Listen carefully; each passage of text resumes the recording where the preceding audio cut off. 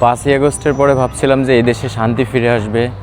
এদেশে আমরা যে কত আনন্দ করেছিলাম যে না আমরা ফ্যাসিস্ট মুক্ত করেছি, আমাদের দেশ মনে হয় পরিবর্তন হয়ে যাবে, দেশ চেঞ্জ হয়ে যাবে। কিন্তু আসলে কি ঘটেছে? গত 1.5-2 বছরে কত শত খুন, কত চাঁদাবাজি, টেন্ডারবাজি, দুর্নীতি।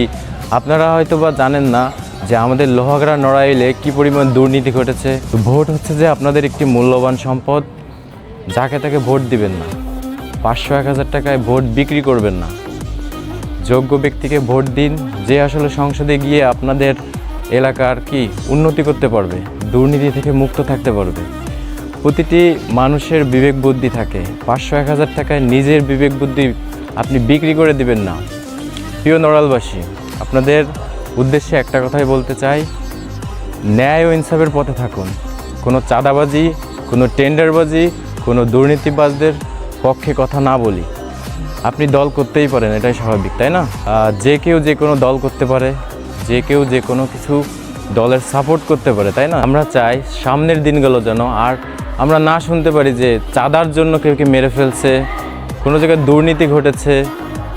তো আগামী দিনগুলো যেন ন্যায় ও ইনসাফের হয়, আগামী দিনগুলোতে যেন কোনো মার কোল খালি না হয়।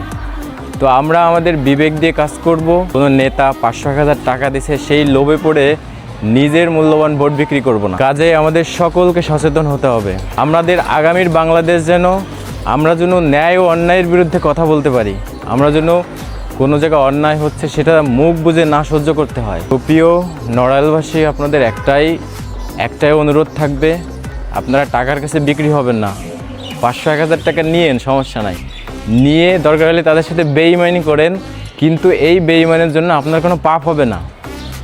এতটুকু বলতে চাই যে যারা আপনাদেরকে টাকা দিয়ে ভোট কিনতেছে, আপনারা সৎ, যোগ্য, ন্যায় এবং ইনসাফের পক্ষে যেই ব্যক্তি আছে তাকেই মূলত সংসদে পাঠান। সুতরাং যারা টাকা দিচ্ছে টাকা নেন, সমস্যা নেই, বলবেন যে হ্যাঁ ভোট দিব, বাট তাদের সাথে বেইমানি করবেন। গত 15 বছরে যা ঘটেছে, যে আমরা ভোট দিতে পারি নাই, ভোট কেন্দ্র দখল করা থেকে শুরু করে তারা নিজেরাই ভোট দিয়ে কী করছে, সংসদে গেছে। এটা যেন আগামীতে না হয়।